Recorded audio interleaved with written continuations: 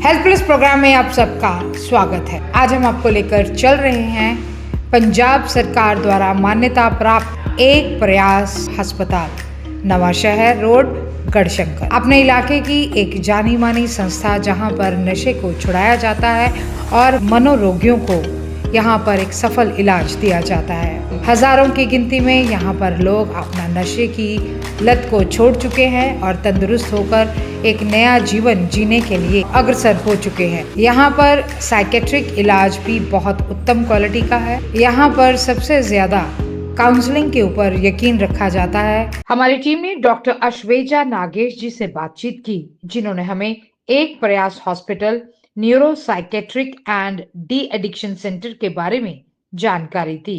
दर्शकों, Punjab plus channel पे आपका स्वागत है। आज हम आए हैं एक बार फिर एक प्रयास de addiction and psychiatry hospital और बात कर रहे हैं अश्वेजा नागेश जी के साथ, जो लंबे समय से यहाँ अपनी सेवाएं दे रही हैं। अश्वेजा जी, स्वागत है आपका हमारे स्पेशल शो में। Thank you. Ashweja ji, what is depression? अब आजकल लोग छोटे छोटे बच्चों को बोलने लग गए हैं, अरे ये तो डिप्रेशन में है, ये तो डिप्रेशन में है। ये डिप्रेशन है क्या? डिप्रेशन आजकल, जैसे आपने बोला, एक आम वर्ड बन गया है जो लोग कहीं पे भी इस्तेमाल करते हैं। पर डिप्रेशन एक मानसिक स्थिति है जहाँ पे व्यक्ति की चेतना, उसकी ऊर्जा, उसके मूड और उसको उनकी मोटिवेशन में फ़र्क आता है। वो एक बीमारी है जहाँ पे उनको कुछ भी अच्छा नहीं लग रहा होता है। कोई भी काम जो वो पहले खुशी से कर रहे होते हैं वो नहीं कर पाते हैं। पूरा ही दिन उनका मन भरा सा रहता है, बहुत इमोशनल होते हैं। और उसके साथ साथ ये आने जाने वाली प्रॉब्लम नहीं है। ये थोड़े टाइम के लिए, जैसे कुछ हफ्ते हो या कुछ साल हो, कभी कभी लॉन्ग टाइम के लिए रह जाता है और उनके दैनंदिन लाइफ को बहुत ही मुश्किल बनाने वाली एक बीमारी है। एंग्जाइटी क्या है?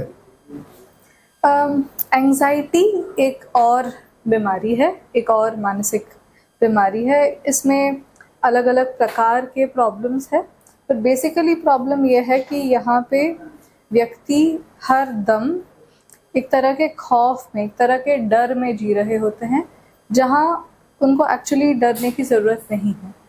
जैसे फॉर एग्ज़ाम्पल, कुछ लोगों को ये ओपन स्पेस से बहुत ज़्यादा डर लगता है, जहाँ की उनको वहाँ पे डरने की ज़रूरत नहीं है। या उनको लोगों के बीच में, ग्रुप्स में रहने का या बात करने का, या सिंपल चीज़ शादी में लोगों के बीच खाना खाने से भी उनको डर लगता है। ठीक है, ऐसे एक स्थिति को हम एंग्जाइटी बोलते हैं। इसमें और भी तरीके हैं, जैसे जो मैंने आपको बोला वो था सोशल फोबिया। हमने देखा है कि कोई पर्टिकुलर रीज़न ही नहीं होता है, फिर भी रोज़ की चीज़ें, जैसे कहीं जाके कुछ लेके आना है, ट्रैवल करना है, ऐसे छोटी छोटी बातों के लिए भी उनको रेगुलरली बहुत ज़्यादा वरी हो रहा होता है और वो कभी रिलैक्स नहीं हो पा रहे होते हैं। ये है एंग्जाइटी की बीमारी। मतलब इसकी काफ़ी टाइप्स है डॉक्टर साहब? हाँ जी, कई सारे टाइप्स हैं। कैसे? जैसे मैंने बोला सबसे पहले कि उनको ग्रुप्स में प्रॉब्लम लगता है, जो है सोशल फोबिया। उनको बंद जगहों से डर लगता है, जैसे कोई लिफ्ट हो या बाथरूम हो, ऐसे क्लोज्ड स्पेस के बारे में डर लगता है, वो है क्लॉस्ट्रोफोबिया। या उनको ओपन जगह, जहाँ से उनको लगता है कि मैं यहाँ से एस्केप नहीं कर पाऊँगा, तो वो भी एक तरह का फोबिया होता है। किसी को हाइट से डर लगता है, किसी को इंसेक्ट से डर लगता है। ये सिंपल सी डर नहीं है। सिंपल लेवल का डर सबको होता है। एक लेवल के हाइट के ऊपर बात जाओगे तो सबको डर लगता है, बट वो बीमारी तब बनती है जब आपको सिर्फ एक छोटी सी मेज़ ही चढ़नी होती है, फिर भी आपको वो इतना ज़्यादा डर फील करता है कि मैं अब मर ही जाऊँगा। ठीक है। या कभी कभी हमने देखा है कि पेशेंट्स को डर होता है कि मुझे कोई बीमारी है पर कोई उसको पकड़ नहीं रहे हैं, वो होता है हेल्थ एंग्जाइटी। या उनको लगता है कि मुझे पक्का HIV आ गया है, तो वो अलग अलग डॉक्टर्स के पास जाके टेस्ट करा रहे होते हैं। आ नहीं रहा होता है, बट फिर भी उनको लगता है कि कुछ है, मुझे टेस्ट करना है, टेस्ट ठीक से नहीं हो रहा तो निकल जाएगा। तो वो भी एक तरह की इलनेस एंग्जाइटी है। अलग अलग प्रकार के एंजाइटी के बीमारियां हैं। जैसा सैडनेस और इलनेस, कब ये बीमारी के रूप में हमें घेर लेते हैं? सैडनेस एक इमोशन है जो हर व्यक्ति महसूस करते हैं। जैसे कोई लॉस हो गया, कोई फैमिली में डेथ हो गई, तो सैडनेस सबको होता है। ये एक बहुत ही बेसिक इमोशन है जो इवन प्राणियों को भी महसूस होती है। पर उसको बीमारी हम तब बोलते हैं जब वो एक टाइम लिमिट के बाद भी आपको फील हो ही रहा होता है, वो दुख आपका कम होता ही नहीं है। For just to give you an example, घर में कोई खास व्यक्ति का डेथ हो गया है, तो दिन दिन निकलते हुए हम उसके साथ एडजस्ट होने लग जाते हैं। उसके बावजूद हम ज़िंदगी की बेहतर ज़िंदगी को एक बेहतर नज़रिए से देखना शुरू करते हैं। पर डिप्रेशन में क्या होता है, 6 मंथ के बाद भी या साल बाद भी आप उतना ही गम के साथ बैठे रहे होते हो जितना पहले दिन में बैठे थे, और इस हद तक कि आपको लगता है कि ये व्यक्ति अगर नहीं है तो मेरा ज़िंदगी ही नामुमकिन है और मैं मर ही जाऊँ। तो इस हद तक आपका थॉट प्रोसेस जब नेगेटिव हो जाता है और जब आप उससे बिल्कुल ही नहीं निकल पा रहे होते हो, उसको बोलते हैं बीमारी। वो नॉर्मल इमोशन नहीं है। या फॉर एग्जांपल घबराहट की बीमारी में देखा जाए, घबराहट की बीमारी में आप इमेजिन करो आपके सामने एक शेर खड़ा है, तो डर महसूस करना जायज़ सी बात है। बट अगर आपके सामने शेर नहीं खड़ा है फिर भी आप उतना ही डरे हुए हो, तो आपको वो लग रहा है कि शेर है। हाँ, आपको लग रहा है कि वो शेर है, या वहाँ पे कुछ है भी नहीं, फिर भी आप उसको शेर समझ के डर रहे हो, तो वो एक अनयूजुअल सी बात है। क्या होता है उस टाइम पे आप अपना नॉर्मल चीज़ नहीं कर पाते हो। अगर आपको कंसंट्रेट करना है आपके काम पे, आप नहीं कर पाते हो क्योंकि आपका दिमाग अटका हुआ है उस पर्टिकुलर डरावनी चीज़ पे। तो इस वजह से क्या होता है, वो अपने नॉर्मल लाइफ नहीं लिव कर पाते हैं, वो अपने घर में स्टक हो जाते हैं। फॉर एग्ज़ाम्पल मैंने बहुत पेशेंट्स देखा है जिनको डर है सोशल सिचुएशन से इतना ज़्यादा कि वो अपने घर से बाहर नहीं निकलते हैं, वो अपने घर में बंद रहते हैं। उनका सारा सामान घर में कोई और बाहर जाके लेके आ रहे होते हैं। इमरजेंसी में भी उनको बाहर जाने से डर लगता है, तो उन्होंने अपने आप को अपने घर में बंदिश कर लिया।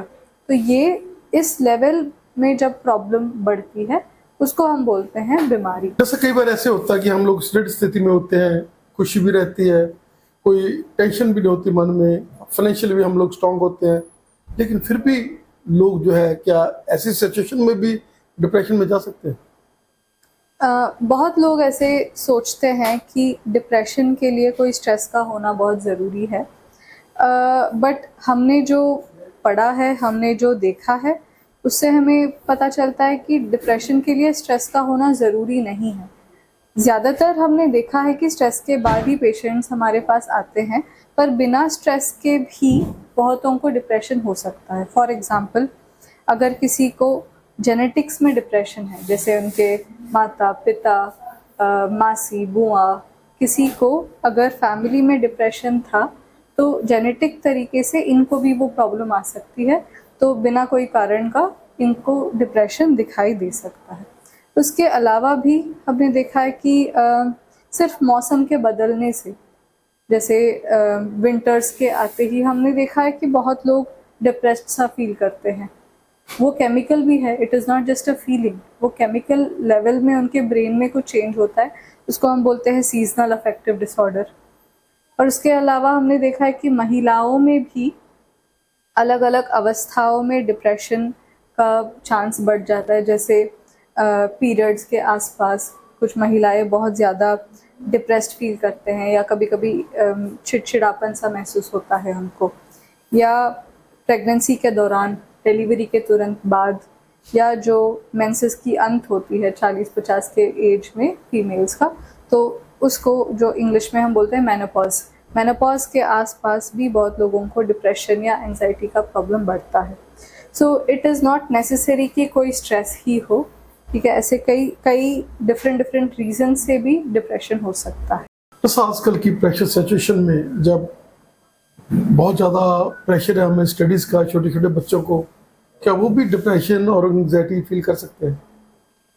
हाँ जी, छोटे छोटे बच्चों में भी हमने डिप्रेशन देखा है।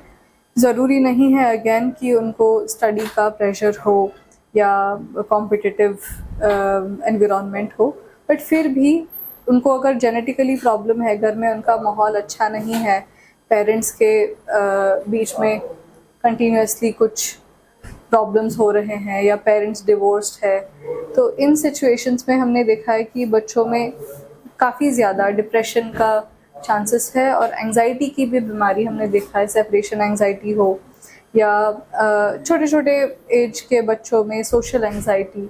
तो इस तरह के प्रॉब्लम्स बच्चों में भी आ सकता है, अडल्ट एज ग्रुप में भी आ सकता है एंड एल्डर एज ग्रुप में भी है। जैसे 70 इयर्स एज के पर्सन को for the first time in life depression आना, ऐसे भी पॉसिबल है। डिप्रेशन का कोई एज नहीं है या एंजाइटी के इलनेस का कोई एज नहीं है।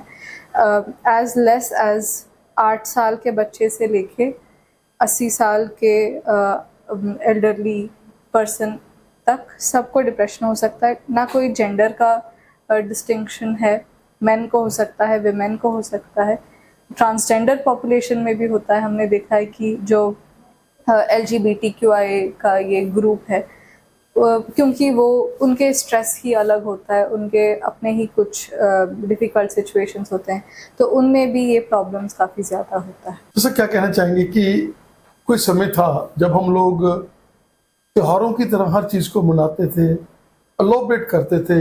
लोग कहते थे जैसे हमने मैरिज होती है तो उसके बाद हमने कहीं तीर्थ स्थान पे जाकर उसकी सुख पूरी करनी है, और ये एक खुशी रहती थी जब सारा परिवार इकट्ठा रहता था।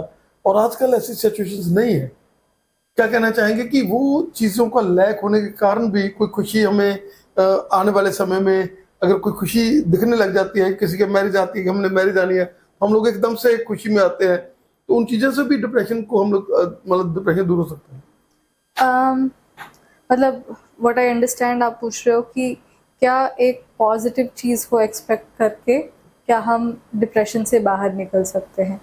I would say probably not, क्योंकि डिप्रेशन एक ऐसी चीज़ नहीं है जहाँ पे आप सिर्फ कोशिश कर लो पॉजिटिव सोचना और आप पॉजिटिव सोचने लग जाओगे, या एंजाइटी एक ऐसी सिचुएशन नहीं है जहाँ पे आप सिर्फ सोच सकते हो कि मैं इस चीज़ से डरूंगा नहीं और आपको उसके बाद उससे डर महसूस नहीं होगा। ऐसे नहीं होता। एक लिमिट है जहाँ तक आप खुद से कोशिश कर सकते हो इन चीज़ों से बाहर निकलने का, बट प्रॉब्लम एक लेवल पार कर गया तो आप कोशिश करके भी पॉजिटिव सोच नहीं पाओगे, क्योंकि नेगेटिव सोच भी आप खुद नहीं कर रहे हो, वो ऑटोमेटिकली हो रहा है, वो अपने आप अब हमारा दिमाग नेगेटिव सोच रहा है। बट यहाँ पे आप काउंसलिंग या और हेल्प ले सकते हो, जहाँ आपको थेरेपिस्ट जो है वो सिखाएंगे कि कैसे वो सोच के होते हुए भी आप उस भारी क्लाउड या भारी वजन के नीचे दब ना जाओ। ठीक है, उसके अंदर भी कैसे आप थोड़ा पॉजिटिव रख सकते हो अपने आप को, वो सिखाएंगे आपको थेरेपिस्ट। इट्स नॉट लाइक खुद ही आप पॉजिटिव सोचने लग जाओगे या खुद ही कम डरने लग जाओगे, वो मुश्किल है। जैसे एक प्रयास जो लंबे समय से ये सेवाएं कर रहा है, क्या कहना चाहेंगे कि आपने बहुत सारे ऐसे पेशेंट्स जो डिप्रेशन में, जो एंग्जाइटी में, जो नशे की दलदल में दसे होते हैं, क्योंकि नशा भी एक तरह से जब हम लोग इन सिचुएशंस को सामना करते हैं उसके बाद ही बंदा नशे में आता है।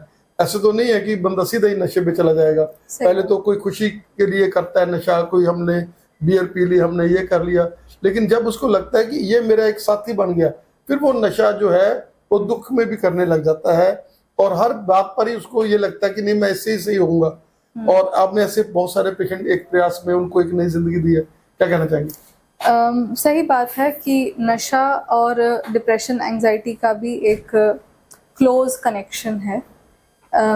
बहुत लोग हैं जो पहले डिप्रेशन में रहे हो या एंजाइटी में रहे हो, उनको किसी ने सजेस्ट कर दिया कि आप अल्कोहल ले लो या नशा ले लो, या उन्होंने खुद एक दिन इस्तेमाल कर लिया और उनको अच्छा लगा और उनकी जो उदासी थी या घबराहट थी वो एकदम से कम सा लगा, तो तो उन्होंने क्या किया, उसको लेना शुरू कर दिया। ठीक है, तो बहुत लोग हैं जो नशे को ये डिप्रेशन या एंजाइटी से फाइट करने के लिए इस्तेमाल करते हैं।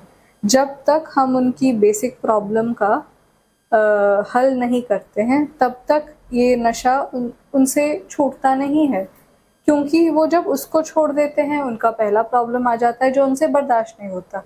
तो वो एक सिनेरियो है।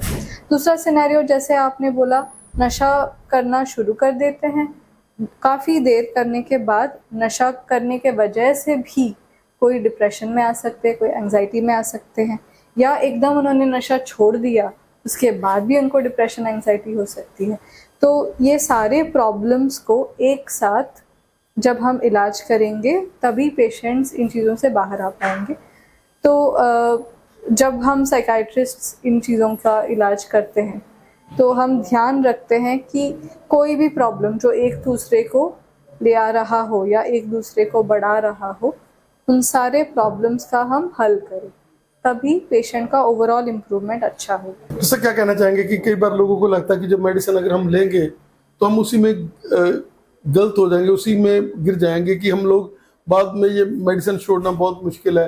उनको लगता है कि हम लोगों ने एक नशा छोड़ दिया, दूसरे नशे पे हम लोग लग रहे हैं। क्या कहना चाहेंगे? इनफैक्ट हमने भी बहुत पेशेंट से ये बात सुनी है कि उनको डर है कि ये दवाइयाँ लग जाएंगे, ये दवाइयाँ हम छोड़ नहीं पाएंगे, एडिक्शन हो जाएगा, डिप्रेशन का हो या एंजाइटी का हो। उनमें से एक पॉइंट सही है कि कुछ मेडिसिन्स है जिस पे पेशेंट्स हैबिचुएट हो सकते हैं, पर वो मेन मेडिसिन्स नहीं है इस बीमारी का। ठीक है, इसका एक्चुअल मेडिसिन्स होते हैं कुछ और, जिसको हम बोलते हैं anti depressant, anti anxiety medications जो है वो आपको एडिक्ट नहीं कर सकते हैं। ठीक है, पर अगर आप मेडिसिन को कंप्लीट यूज़ नहीं करते हो, आपको लेना है 6 महीना, आप 15 दिन लेके छोड़ देते हो, तो आपकी जो बीमारी थी वो पूरा का पूरा वापस आ जाएगा, और आप उसको नहीं बोल सकते हो कि एडिक्शन हो गई दवाई की। ठीक है, एडिक्शन तब बोलते हैं जब आप उसको एक दिन भी नहीं लोगे तो आपको तलब उठती है वो दवाई लेने का। ठीक है, इसमें तलब का प्रॉब्लम नहीं है, इसमें प्रॉब्लम ये है कि आपने जो बीमारी के लिए इसको लिया था वो आपने पूरा का पूरा ठीक नहीं किया, तो आपने दवाई ऐसे ही छोड़ दी और आपकी बीमारी वापस आ गई, तो ये एडिक्शन नहीं होता है। सो आई वुड लाइक टू से कि डिप्रेशन के मेडिसिन जो है वो एडिक्टिव नहीं होते हैं। लोग इसको बहुत ज़रूरी है इस चीज़ को समझना, क्योंकि बहुत लोग अपना इलाज नहीं करवाते हैं ये एक बिलीफ के कारण से कि दवाई ले लिया तो लग जाएगी। ठीक है, बट हमने देखा है कि कैसे ये दवाइयाँ लेने के बाद लोगों की ज़िंदगी पहले जैसे ब्यूटीफुल हो जाता है, कैसे वो अपना 100% पोटेंशियल के साथ काम कर पाते हैं, कैसे वो कुछ टाइम कोर्स कंप्लीट करने के बाद, मेडिसिन को थोड़ा कम करने के बाद भी अपना हेल्दी मेंटल लाइफ के साथ रह रहे होते हैं। और कई बार हमने मेडिसिन स्टॉप करके भी देखा है इन पेशेंट्स जो हमें सूटेबल लगते हैं, तो वो अच्छे भी रहते हैं। सो ऐसे पॉजिटिव स्टोरीज भी बहुत सारे हैं, but unfortunately people negative information की तरफ ज़्यादा अट्रैक्ट हो जाते हैं। ऐसे कई बार लोगों को ये लगता है कि डिप्रेशन की मेडिसिन खाएंगे तो मोटे हो जाएंगे। क्या कहना चाहेंगे, ये मिथ है या बाकी थोड़ा बहुत क्या आजकल मेडिसिन पहले वाली और मेडिसिन और अब में फर्क पड़ गया कि अब जो मेडिसिन आ रही है उसके साथ इन चीज़ों में ज़्यादा नहीं फर्क? ये ध्यान रखना है कि कौन से ये साइकाइट्रिस्ट पे है कि प्रॉपर मेडिसिन पेशेंट के लिए चूज़ करे, और ये देखे कि पर्सन को कोई भी साइड इफ़ेक्ट हो तो उसको ध्यान रख के उसका इलाज करें। ये साइकाइट्रिस्ट की रिस्पॉन्सिबिलिटी है। सो इसलिए आई वुड से पेशेंट्स को कि आप सही जगह जाओ, आप सही डॉक्टर चुनो जो अच्छे से ट्रेंड हो, अच्छे से एक्सपीरियंस्ड हो, और उस डॉक्टर के साथ आप अपनी सारी डर खुल के बात करो। आपको अगर मोटापा से डर लगता है पहले ही, तो आप डॉक्टर को बोलो कि मुझे ये ऐसे वाली दवाई नहीं चाहिए, क्योंकि ऑप्शंस है कई सारे। कोई भी मेडिसिन 100% सेफ नहीं होता, वो चाहे दिमाग की मेडिसिन हो या दर्द की मेडिसिन हो, कोई भी सिंपल से सिंपल मेडिसिन का भी अपना ही साइड इफ़ेक्ट होता है। तो इस वजह से खुल के बात करके क्या प्रॉब्लम वो टॉलरेट कर सकते हैं, क्या नहीं टॉलरेट कर सकते, ये डिस्कस करके दवाइयाँ लेंगे तो आई वुड से उनको बेस्ट सॉल्यूशन मिलेगा। ऐसा अगर हम लोग डिप्रेशन या एंग्जाइटी को थोड़ा लाइटली ले जाते हैं और हम सोचते हैं टोटकों के साथ ठीक हो जाएगा, इसका हमने ऐसे कर दिया, तो क्या इसका कोई और भी ज़्यादा हम लोग भयंकर स्थिति में जा सकते हैं? हाँ जी, हमने देखा है कि डिप्रेशन अगर हम टाइम पे इलाज नहीं करते हैं तो डिप्रेशन की सिवियरिटी बढ़ जाती है।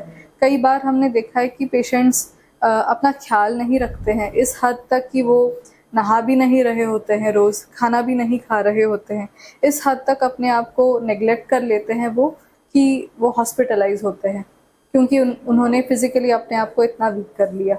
या दूसरी बात है कि डिप्रेशन जब बढ़ जाता है, ख्याल आते हैं कि ज़िंदगी में कुछ नहीं है, इससे बेहतर है कि हम मर ही जाए, तो कई बार लोग सुइसाइडल अटेम्प्ट्स करते हैं, ठीक है। एंड अनफॉर्चुनेटली बहुत लोग डिप्रेशन के वजह से they pass away, which is very unfortunate, है ना। तो ये मेन कॉम्प्लिकेशन है डिप्रेशन का। इसके अलावा हमने ये भी देखा है कि डिप्रेशन के साथ साथ साइकोसिस हो जाता है। साइकोसिस मतलब जहाँ पे उनको कुछ दिखाई देने लगता है, सुनाई देने लगता है अपने आप, कोई कारण के बिना, या उनको लगता है कि कोई हमारे पीछे हैं, लोग हमारे बारे में बातें करते हैं, या एक लेवल पे जाके उनको ऐसे भी लग सकता है कि मैं जिंदा मर गया हूँ, मेरे अंदर ऑर्गन्स जो है वो मर गए हैं, मैं लाश हूँ। तो इस तरह से उनके कॉन्सेप्ट जो है इस लेवल तक डिस्टॉर्ट हो सकते हैं। इस वजह से इस प्रॉब्लम का, डिप्रेशन का सही इलाज टाइम पे लेना बहुत ज़्यादा ज़रूरी है। जैसे कई बार लोग अपने कॉन्फिडेंस में रहते हैं, अरे मेरे को क्या डिप्रेशन है नहीं, लेकिन वास्तव में वो डिप्रेशन में होते हैं। और फैमिली भी कई बार जज नहीं कर सकती क्योंकि वो फैमिली के साथ थोड़ा कम समय और बाहर ज़्यादा रहता है, और बाहर वाले को लोगों को लगता होता है कई बार, लेकिन वो उसको डिफाइन नहीं कर सकते। तो उस स्टेट में क्या करें? सो बेसिकली जो आसपास है व्यक्ति के, उनको समझ आता है छोटे छोटे बदलाव इनमें, जैसे वो पहले जैसे बात नहीं कर रहे हैं, या पहले जैसे हंसमुख नहीं रह रहे हैं, उनका मन अच्छा नहीं है, या वो बहुत नेगेटिव बातें कर रहे होते हैं। कोई भी अगर उनको बिजनेस करना है तो उनका सिर्फ नेगेटिव ख्याल आ रहे होते हैं, पर बल्कि ये पहले ऐसे थे नहीं, अब ये सब हो गया है। और उनके बिहेवियर में भी काफ़ी चेंजेस आ गए हैं, बहुत स्लो है, कमरे में बंद है। तो तुरंत परिवार वालों को समझना चाहिए कि इनमें कुछ है प्रॉब्लम, और उनको डॉक्टर के पास लेके जाना है। कुछ टाइम्स में जब बीमारी बढ़ जाती है, पेशेंट्स को समझ नहीं आता कि मैं बीमार हो गया हूँ, तो फैमिली को इंटरवीन करके पेशेंट्स का इलाज करवाना पड़ता है। डॉक्टर साहब, आज आपने हमें समय दिया, और वो सारे पेशेंट्स जो एक प्रयास का एक फैमिली है, क्योंकि जो बंदा एक प्रयास से ठीक हो गया, वो लोग जन्मदिन मना रहे हैं अपना कि साल हो गया हमें नशे से बाहर आए हुए, कुछ 2 साल हो गए बाहर आए हुए। लंबे समय से ये सेवा का केंद्र बना हुआ है, लोगों को एक जिंदगी दे रहा है। और आप जैसे डॉक्टर जो राउंड द क्लॉक सुबह से लेकर शाम तक उन पेशेंट्स के साथ उनके दुख में शरीक होते हैं, उनको एक नई जिंदगी देते हैं। और आज आपने हमारे दर्शकों को इतनी बढ़िया तरीके से अवेयर किया कि क्या डिप्रेशन है, कैसे हम लोगों को इसका ध्यान रखना है, कैसे हम लोगों को क्या क्या इसमें प्रिकॉशंस हैं। आपका हमें समय देने के लिए बहुत बहुत धन्यवाद। Thank you. लोगों को डिप्रेशन और एंजाइटी के बारे में समझना बहुत ज़्यादा इम्पोर्टेंट है, क्योंकि ये बहुत ही कॉमन मेंटल बीमारी है जो लोगों को मतलब पता ही नहीं होता है कि हम बीमारी के लेवल में आ गए हैं, या हमारे घर वाले हमारे खास इस प्रॉब्लम में आ गए हैं। वो उनको समझ नहीं आता, वो सब कुछ कर रहे होते हैं, वो पूजा पाठ कर रहे होते हैं, वो हर जो पॉसिबिलिटी है वो कर रहे होते हैं, सिवाय जो ज़रूरी है उसको छोड़ के। तो मुझे इसलिए मतलब आई एम वेरी हैप्पी कि आपने ये पर्टिकुलर टॉपिक के बारे में डिस्कशन चुना। Thank you. आज हम उस टीम के साथ हैं जो लोगों को एक नई जिंदगी दे रही है, हमारी मर्यादा है एक प्रयास नशा छुड़ाऊ केंद्र के वो सारे स्टाफ के साथ जिनके आंखों में हम ग्लो दे सकते हैं। शाम के 4 बजने वाले हैं और ये बच्चे सारे कितनी एनर्जी के साथ, क्योंकि इन्होंने उन लोगों के साथ जूझना है जो जिंदगी के साथ एक बहुत बड़ी लड़ाई कर रहे हैं, जो नशे की दलदल में धंसे हुए हैं। और उसमें हमारे डॉक्टर साहब जैसे इन्होंने आज हमें डिप्रेशन के बारे में ज्ञात किया कि क्या डिप्रेशन है, क्या एंग्जाइटी है, कैसे आप लोग इससे बाहर आ सकते हैं। हम लोग आभारी हैं इन सभी टीम के जो लोगों को नई जिंदगी दे रही है, और इनके डायरेक्टर्स जिनका माइंड ये है कि हमने यहाँ पर सेवा करनी है और इस एक प्रयास में एक प्रयास ही है लोगों को जिंदगी देने का, उनको नशे से बाहर लाने का।